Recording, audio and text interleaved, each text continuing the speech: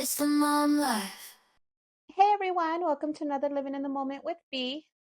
And Steph. Hello, friend. Happy Monday. Yay. And Hey, and it's guys. officially April. Yeah, now we're in the full swing of April. Coming up on Easter, the weeks are flying by. So we are back for another Monday. And today, we actually thought we would talk some current mom events going on in the internet world.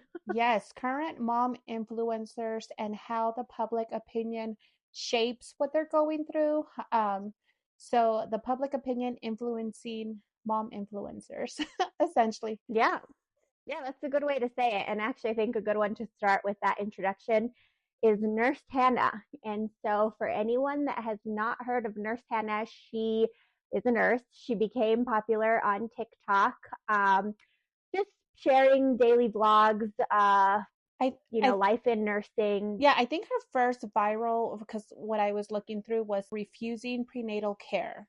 Um, Yeah. right. But then later she came out that she didn't, that was like controversial, but then she came out that she didn't have insurance. So, like, I don't know, that one was kind of whatever. You had your opinion on it and it was what it was.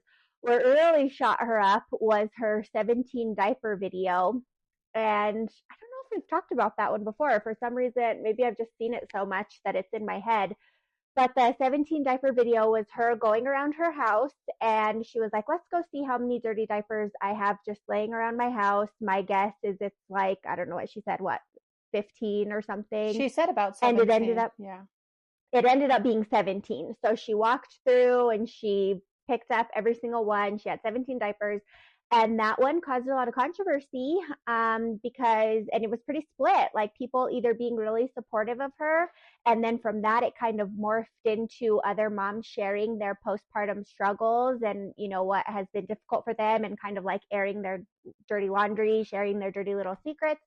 And then the other half of moms were like, no, that's disgusting. Get it together. And Unsanitary. so that was split. Right, Yeah. because the diapers were found like on her coffee table, on her stairs, just lying on the floor as she was All walking, over. Yeah. all over. And so, like Stephanie said, she has been pretty open about her postpartum depression. So there were a lot of people who kind of came to her aid and were like, give her a break. Like I said, a lot of people came to her defense, but then there were also a lot of other people who were saying, hey, this is wholly disgusting. It's unsanitary just to have diapers, whether it's number one or number two, kind of lying around the house. And it actually brought her more attention because then you have those investigators, right? Those social media investigators who really started looking at other videos. And it led to her or CPS being called on her for child neglect. And it all kind Mm-hmm. of started with those 17 diapers. Did you see that? Did you see that CPS was eventually called on her? Yes. Not just due to the diapers, No, it though, was though several that was a things. part of it because, and something that she had said before this diaper video went viral is it was like an unpopular opinions that I have or unpopular things that I do with my kids. And one of them was like, oh, I don't cut his food super small. Like I give him full pieces of food. And, she just went through this list. I don't buy him brand new clothes. If I'm not buying myself brand new clothes, why am I going to buy him brand new clothes? A lot of this is focused on her toddler who's 3 and then Her she has a oldest newborn son, baby. right? And I Yeah. and actually there was even other videos showing that she said she's refusing to buy her son a $35 winter jacket, and as she's walking into Walmart, I believe it was Walmart, he's not wearing a winter coat and she's out, she just says like it feels like 8 degrees out here. And so Oh yeah, and she has a jacket and on she, and he's there freezing. freezing. There's another one There's where a they're like in the freezer section. The husband is handing him like something from the freezer section, and the little boy raises his hands up and like covers himself. And those are signs of physical abuse, is what the public is saying. And then even like the park one, they were out at the park for several hours and she forgot to take him a snack or something to eat. And then they get home. She says, well, I'm not going to feed him because it's already time for his nap time. Granted, the little boy hasn't eaten in hours. She gives him a piece of her pastry and that's it. Like, so Oh, there's been tons of those also showing like them eating and not giving him not any food, sharing. swatting his hand away, not ordering him his own plate at restaurants, which is like really visible in their videos. Personally, I think she's terrible. But going back to the diaper thing, part of the disgust around it was that she had said in that unpopular things that I do, one of those on her list was that she doesn't change number one diapers. Unless it's extremely full, she doesn't quote unquote waste diapers. She's only changing number two diapers. So, girl, those are number two diapers like spread all around your house. It's I mean, it's gross either way, but it's even more disgusting. Like she's just, But and even, then all those other examples, she's yeah, terrible. no, that's terrible because even like I know parents, I could see why women want to save money in diapers because diapers are unfortunately not always affordable, and especially if you're buying formula on top of that. But you still change them. You don't wait till it's completely soaked because they get rash with urine. Urine is disgusting. It's waste. Acidic. Yeah. Yeah, Mm-hmm. and it burns their skin, it peels their skin. Like you need to be changing them. And yeah, I think that's, yeah, it's disgusting. And then I saw a lady come on and she said, I grew up with Hannah. We were best friends. I can't believe this is where she is in life. But growing up with her, she was wealthy. Her dad is a doctor. So this whole thing about not having insurance or not having enough money is completely BS because her family comes from a large amount of money. She said, I remember going to her house and she had like, they had a huge house, a huge yard, like just everything you can think of in the backyard. So it's not like they're really hurting for as much money as she wants to portray because her parents do help out when they can. Again, this is a friend alleging all of these things, a childhood friend. And then I did see another guy come on and said, look, maybe this is just Hannah's cry for help because she is open about postpartum and her not taking care of her son, her eldest son, again, the 3 year old, in the best conditions, is her telling the public, like, hey, I need help. Um, Maybe, no. people overshare on the internet, right? And so she also has a video breaking down their finances for before she had her new baby because she was saving up money to go on maternity leave. And with her travel nursing job, they make pretty good money. And her husband, I guess, does decent. I don't know what he does. But that week, they had brought in $4,500 Oh, in one wow. week Yeah. just from their jobs. That's not even counting what she was getting off social media. So a big chunk of what they were spending their money on is they said they do 10% tithe to the church. Fine, teach their own per week. So that was, just that week they did 10%. But she put $3,000 of that $4,500 in savings. And so great, good for you. But you can't then turn around and buy your kid a $35 jacket. Like they're not hurting for money. So I don't know if it's just her trying to like gain clicks because that's what's popular is to be like broke. I don't know, but they're not hurting for money. She's just Or what's popular, like to be mean to your kids because that is neglect, that is abuse. If your child, I mean, mm, JJ and I were going to the store. He had a beanie, he had his long sweater. It was like 65, so it wasn't freezing. He had his jacket and he still said, Mom, I'm cold. And we're just going through the parking lot. I take off my jacket immediately, cover him. And, like I said, it was almost 70 degrees. So it wasn't like it was freezing, but it was just my instinctual reaction of my child is cold. Here you go. Take it off my back. It's fine. It's not a big deal. And when yeah. she's saying it feels like 8 degrees while she's wearing her big old winter coat and the baby is not, like, ma'am.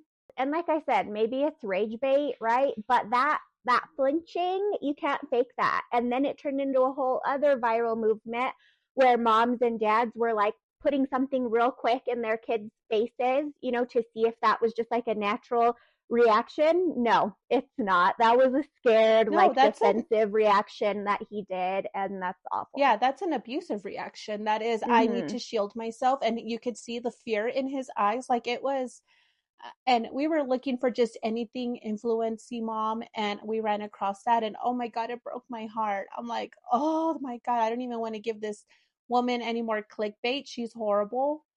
But you do need, And so right, CPS got called. She got off the internet for, I don't know, a month or two. And now she's back trying to do a full rebrand. Like, here's here's your full plate of food. but is Like, that real? Like, so do you believe that now? No. exactly. No, and I don't think she should be able to get a rebrand. And normally I'm not for like, let's cancel people. But when she like with allegations of child abuse, and she's literally posting it online, whether it is rage bait or not. If you're not meeting your kids' basic needs with food, shelter, warmth, clothing, no, that's not okay. And you should not be making any money off the public clicking on your page. Yeah, and stop following her. Like stop follow Yeah. and I didn't actually go to her account to look at her stuff because I was so disgusted, but I was just looking at reviews from other um from just people, right? Like I said, the people will influence the influencers, the influencees. Mm-hmm. And so yeah, it's horrible. And she's big in the Mormon church. Again, we're not here to blame the church or judge anyone because I don't know much about that religion, but it's just sad.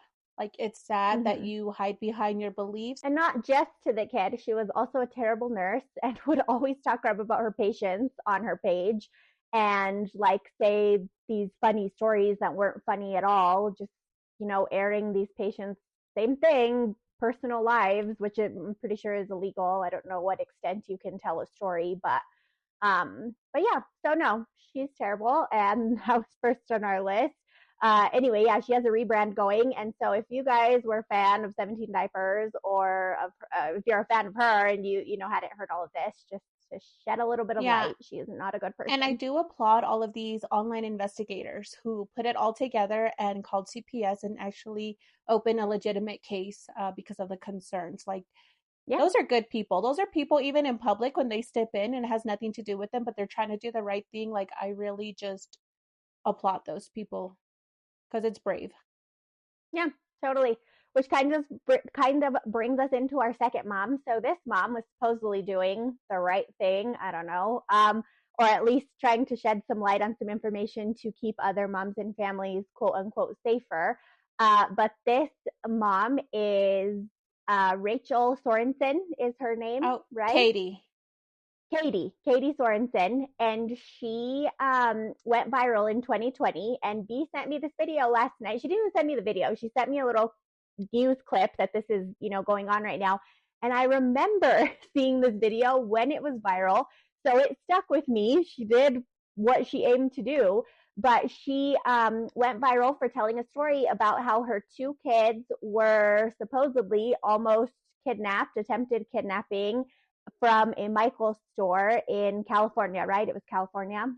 Yes, and it was right outside of Mike. It was inside Michael's. She said this couple were following her around, and she heard one of them on the phone describing her kids to whoever they were speaking to, and then went on to tell this elaborate story how they followed her out, and they even tried to hold her, like get her stroller from her, and there was a big, huge white van next to her, and so she called the cops immediately. That this couple fled, and the man from the van tried to, like, he came out and tried to help her, but then he fled before the police got there.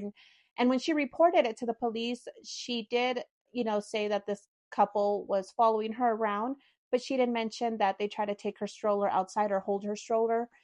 So when she mentioned that online, the police really got involved and it became a serious case or investigating case. Mm-hmm. And so with that one, like, okay, like I said, I remember seeing it right at the time. And what I took from it is, okay, if I'm uncomfortable in a situation where I'm in a store with Maddie by myself, I'm not going to leave the store, right? And I think that would probably be common sense to anyone. Like, I'm not going to leave the store. I'm either going to ask for an escort out if there's security, ask them to go out with me. Call my husband to literally go over there, walk out with me, whatever you have to do. You don't leave the store by yourself. That's what I took from it. So that is, and like I said, it's probably common sense. So that's good that she was spreading awareness, right? But to share a fake story just to go viral on social media, like, what does that say about social media? That's so sick. So To yeah. cause that anxiety. Yeah, so what happened is once the police really got involved and she said that, they weren't just following me, they actually came up to me and tried to pull the stroller from me. The police then got a warrant to look at the video, and this poor family, because she said they were like not clean cut Latino family, and there were family, there was a couple that was by her inside the store, but they weren't following her. So when they looked at the footage, one, they weren't following her inside the store at any point, and then two, they didn't follow her outside. They were not even near her. So they show that she didn't even, no one tried to grab her stroller from her. There was a white van, but nobody ever came out of it to try to help her or take her kids or whatever she was thinking. So yeah, it was all made up. And then this poor couple, the Martinez family, end up coming out on the news because they kept showing a picture of them. Oh my Yeah, god. so they have, and the mom is like devastated because she's like, this is like the worst thing that could have happened. I would never hurt a child. Like, I love my children. And they had to come out and just talk about it and kind of claim their innocence. And it went to court, and she just got, I think, 3 misdemeanors and 30 days in jail, and then a little like after, like nothing. And I'm like, you were burning this family just to get clicked, right? Clickbait. And it's Mhm. it's horrible, I will say. And profiling, probably a little bit of Oh, profiling too. definitely. Just, Yeah. oh, I see this as an opportunity. This Racism. is a hot topic in the news right now. Um, our that immigrants are committing crimes. And so I'm going to use this to my advantage and tell this story. And she did. She got millions of views and probably tons of followers. Oh And yeah, there were so many people like, you don't deserve that, your kids don't deserve that. Like Steph said, you kind of, if you're scared to go out, then you stay put. You're not going to run to the van if you're parked right by the van. Like, I will say it really discredits real reports that are made and the victims. Um, I was, I'll share a little bit of a story. When I was a kid in fourth grade, I remember my mom had to work all the time. She had married my stepdad, and they were working at the time. So I was told, you need to walk home. It's fine. It's safe. His kids did it. By now, his kids were in high school. And so I was a little girl, 9 or 10, walking home.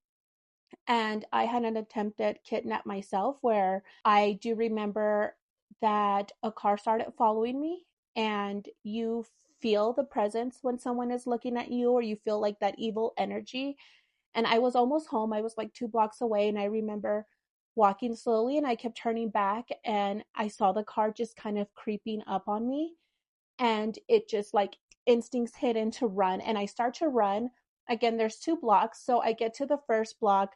This car starts hauling, and the door swings open, and there's a guy. There's one driving, one in the passenger side. And he reaches his arm to try to get me as I turn the corner. They turn the corner. I and again, I'm 9 or 10. Thank God that I was able to think so fast at such a young age, because it's just horrible. Like, I have so much anxiety about it even now, and with my son going to yeah. school. But I remember running to a house that had this big, large black dog, because I thought they would be like, that would deter them. And it did. Mm-hmm. As soon as I got to the house, I pulled out my keys from my pocket, and I pretend like that I'm opening the door. And so as I'm opening the door, these guys pass behind me. When I see they're down the block, I get back, like I get back on the street because I have one more block. My house is in the next block, but they see me. So they turn around, they make a U-turn, they start going, like, I don't know, as fast as they could, because I'm on pretty close to the corner of where I turn, and they're already on the other corner. But they turn back, they catch up to me. I barely make it around the next block to my street. Luckily, there was a quinceañera, and there was limousines, 2 limousines. I'll never forget, because you remember all of these things in detail. But they were trying to parallel park, so they were taking up the street. And Thank thank goodness. goodness. And I run through there crying. My brothers are friends with these girls. Again, they're in high school, my stepbrothers. I get to the house in tears, crying, shaking. My brothers get on the bike. They lock me in the house, and they go look for this car, because back then, I mean, you used to just fight people, right? And Yeah. my mom makes a police report. And after that, I start going home with a friend. Um, but it has given me so much anxiety even now as an adult, and I didn't realize how big those demons were until I had my son. And then all these Mm-hmm. fears, all these childhood fears came back. But going back to what happened, I feel like false reports are just horrible, because again, you're discrediting victims, you're discrediting real reports, and you're wasting a lot of resources that could be used for real victims, or finding real, these real predators. And when Mm-hmm. I saw that, I just instantly had this just anger towards this woman, because I Mm-hmm. could understand, like, at first her attorney was saying, you, she didn't read the room well. Essentially, it's like she was taking all these little incidents and she misread them. But no, none of it happened. There was nobody following her in, around the store. There was nobody following her outside. Nobody tried to grab her stroller. And I'm like, something could have been happening to a little girl or to a little boy or to another mom. And you are taking all these resources and time and public money to just falsify your story for A click. straight lie. Yeah, it's Yeah. horrible. Like that is a horrible human being. Yeah, it enraged me when I saw that. Yeah, it's a terrible story. And for like, it really just makes you question again social media. Like, for what?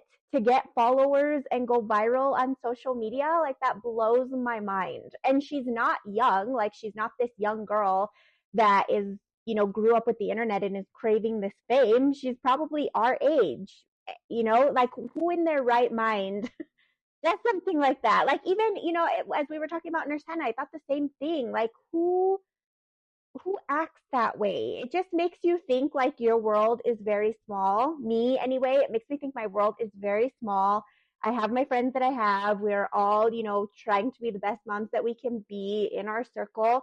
And then you hear about these other people in the world that just tell these false stories, treat their kids horribly. And I don't know, it just kind of makes me spiral a little They're bit. just That the world is a narcissistic. big, Yeah. terrible place sometimes. No, Yeah. it scares me. Like I have so many incidents, even like coming home from school in middle school, I had to walk home. Again, my mom was a single mom.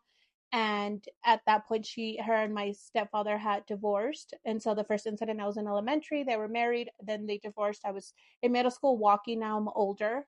But same thing. So many older men in their 40s, like 50s, sometimes 30s, would try to stop and, hey, you want to ride? You want to get in? And I always had to walk like I didn't have a pocket knife. Eventually, one of my older cousins, boy cousins, gave me a pocket knife, but I would walk with the stick. We didn't have cell phones back then. And it's like Mm-hmm.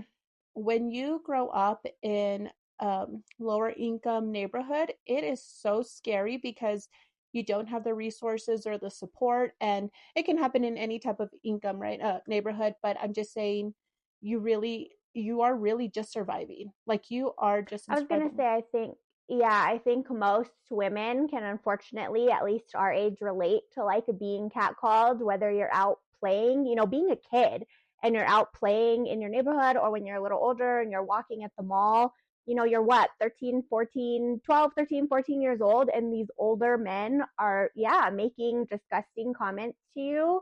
That's definitely happened to me. I know that I see that has happened to a lot of women that share those stories now on social media from being younger, and why they are so protective of their kids now, because we experienced it, and it's disgusting. And yeah, Yeah, it's a terrible thing that women, especially, I'm sure men, but women especially, have to go through. right. And like my husband's family, because they're from a small town, everyone knew each other. It's even considered a village, not even a town. That's how small it is. And they are so like they trust the world, they trust people, and that's the benefit of growing up in a small town. But I grew up in a concrete jungle, man. I grew up in a big city. I grew up in bad neighborhoods. I grew up with drugs, everyone doing drugs around me. Not my mom, of course, but it was just my mom always at work and my brother and I surviving, before my baby sister came. And it is such a scary world. And so when we're out in public, I'm like, they call me a helicopter mom, but I will not leave the kids area. I will stay there. Yeah, I'm always on I'm guard. like I'm that always too. ready to fight. Like that is just because of what I've been through. And they're Mm-hmm. more like, oh, just let them be, let them be. Like, are you crazy? I don't even trust that freaking old lady sitting there. Like, you just don't Yeah. know who to trust. And even to the point where when my little sister was born, we're 10 years apart, and my mom had to work, and there was no one to pick up my sister after school. She was like in kinder or first.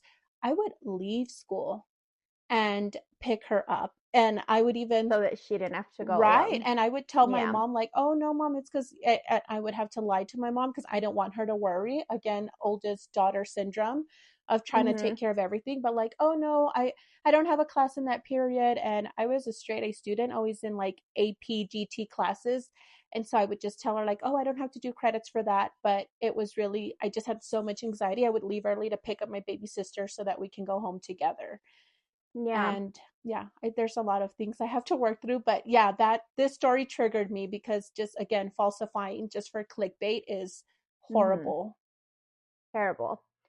Um, well, that so we have a third story, and kind of the same thing, but more so on a company's uh company's stance. So a company sent a mom influencer. Was it a snoo bassinet It was the specifically? happiest baby, and they sent a snoo, which is about 1,700 to 2,000, I believe, in Yeah, retail. Yeah. a super expensive bassinet to a mom influencer who was expecting a baby. Brooklyn. Well, unfortunately, yeah, they asked her to. She unfortunately lost the baby, right? And they asked her to send it back, Yes. which is mind blowing. Who's running the PR at that company? Because that's Right. absolutely disgusting. So she has about over 100,000 followers. The happiest baby reached out to her. They wanted to do a partnership and promotion for this new bassinet, and she had been posting about her son, and from the beginning all the way until she went into delivery. Unfortunately, she had a stillbirth, and her baby was born sleeping. And she did there up until that point there were no concerns. There was nothing that showed that the baby wasn't going to be okay. She went into the hospital, came out empty-handed, and so extremely devastating. And as soon she was able to email the company and say, hey, this is what happened, we're not going to be able to partner up.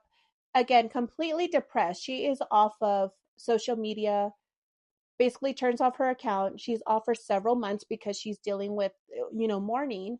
And the company within that time is sending her email after email. I believe it was 6 emails telling her to return the snoo since there's no partnership or nothing that, to collaborate on or nothing to promote.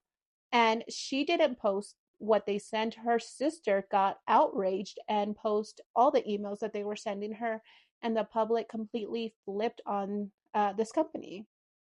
Good, as they should, because like I said, who is running that account over there? It's just another example of people hiding behind screens. And sometimes when you think of that, you think of just like someone in their dark room, like writing all these mean troll comments. But no, it's all the way up to these big companies that are not seeing a person in that case. They're just seeing a brand deal with someone who has 100,000 followers. And when that person cannot, follow through, they're going to harass her for the product back.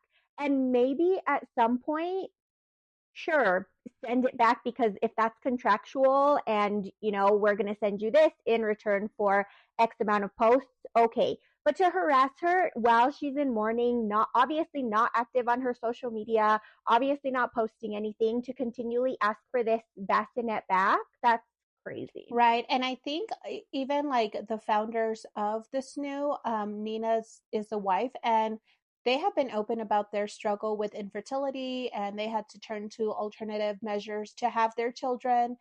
And so a lot of people were really harping hard on them. I mean, she even got an award for children and women's health, and they've donated millions for domestic violence, postpartum depression, anxiety, poverty, homelessness. So, I mean, they've donated to a lot of great causes. So a lot of people were attacking the couple, the owners of this company, as to why that was their response. And in none of those 6 emails was there here's our condolences. Nothing, not even, as people were saying, like, you could have at least said, if it's triggering you, we're happy to take it off of your hands. I mean, this could have been a quick business write off. And instead, it wasn't. It was a big deal. They didn't come out with an apology until after there was an uproar from the public Of course. Yeah. saying, don't even buy the snoo. It's not even worth it. I mean, when we had JJ, I looked at the snoo. I thought it was way too pricey. I'm like, I'll just rock him. But I did have a lot of fear. Like I said, I struggled with infertility. And then when I got pregnant with my son, I was diagnosed with antiphospholipid syndrome, which is a blood clot a disorder. And they told me there is a percentage that you can have a stillborn with that. And so I struggled with anxiety through that pregnancy because you're not safe. You think, oh, I'm in the second trimester, I'm in the third. I still had the fear of a stillborn. And so Mhm. I cannot imagine not having that fear, thinking everything's okay, and then you leave empty-handed. Oh my God, I cried like watching this I poor think girl. most moms probably have like some anxiety around it, until that baby is actually here. And even then, there's plenty of fears that come along after the baby's here. So she was probably still like dealing with anxiety. And then unfortunately, the worst case scenario happens. And yeah, she's having to work through that. And that's awful. It actually reminded me of a Reddit post that I had come across, and I had heard this story on another podcast where someone wrote in basically like, "Am I the asshole? Because I bought my friends or coworkers, it might have been coworkers, maybe not that close of a relationship, but I bought a coworker a baby shower gift, and it was expensive to her, maybe $150, and the couple lost the baby. Am I the asshole for wanting the gift back so that I can return it?" Like, yes, 150% yes. Who does that? But again, it just takes me back to like, who are these people that think this way? Who are these people working at that company that want that bassinet back? Who is this lady that wants her gift back so that she can get $150? Like, that's just crazy to me. Yeah, and I feel like obviously it's not the owners who responded to her, but even if this was escalated, like how was there no humanity in any of the process until the public turned? Exactly. This is like a PR, that's a PR package, a contractual agreement. Like, who is the one that's running that side of the department to respond that Yeah, way? and for someone, I've had miscarriages, so I can speak as far as this, but you it's not like you miscarry and you do want to forget about the pain, you want to numb it, you go through such a roller coaster of things, but you also want to remember your baby. You still want to remember. I mean, I feel like she wanted to come home and it just not necessarily have it ripped away from her, but you need to mourn.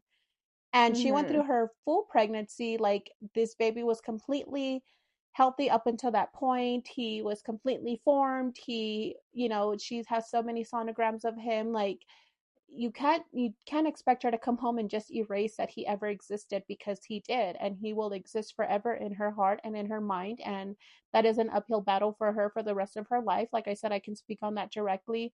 So even if that, I feel like they could have sent her something to say, hey, I'm sorry that that happened, hold on to this for your next baby. Like try to be positive. Just Exactly. Yeah. That's what you'd think that people, like how people would react, right? But that takes us back to the world just being scary. Like, where's the empathy? Even if these aren't like bad people, why are we lacking so much empathy? what That's nuts. Yeah, it could have been literally a business write-off. Like, it Mm-hmm. could have been considered a donation, as many donations as they give. It's just, yeah, like you said, where's the empathy? There's just a lot of ugliness and darkness in the world. And yeah, it's unfortunate. And again, we went through this thinking, okay, let's find positive stories. We like to spread positivity, but we also want to spread awareness. And it was sad. We felt sorry for Brooklyn on this one.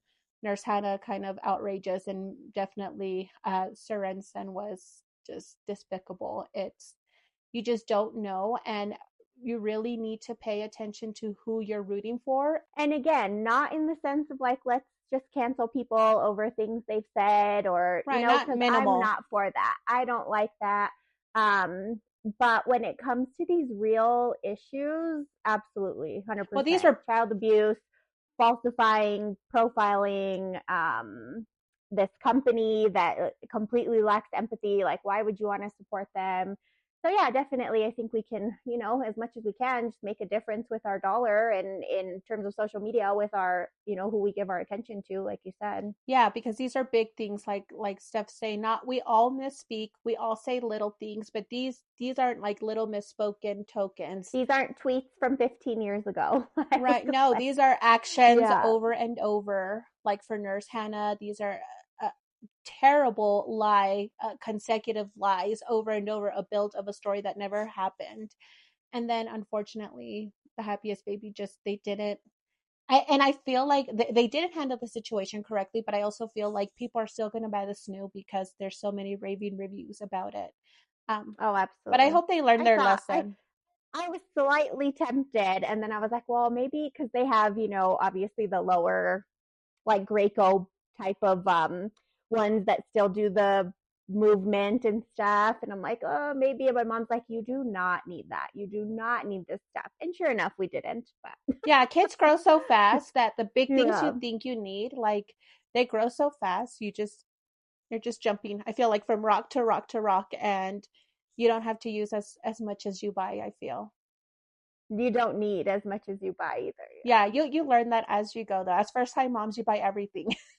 You buy Oh yeah, everything and then you're like, "Oh, I don't need this or that." And then you're better prepared for baby number 2. And so yeah, totally. they did give her an apology and After the fact, I don't buy it. right, right. They're off my list. I'm done with Corporate America, per usual. yeah, yeah, exactly. Too little, too late. But anyway, as always, guys, thank you for tuning in. Spotify, Apple Podcasts, YouTube, Instagram, TikTok. Please follow us, share our videos, share us with your friends. And again, if anyone is interested in coming on, please let us know. Thanks. See you later, guys. We'll see you next week. Bye. Bye. Living in the moment, it's the mom life.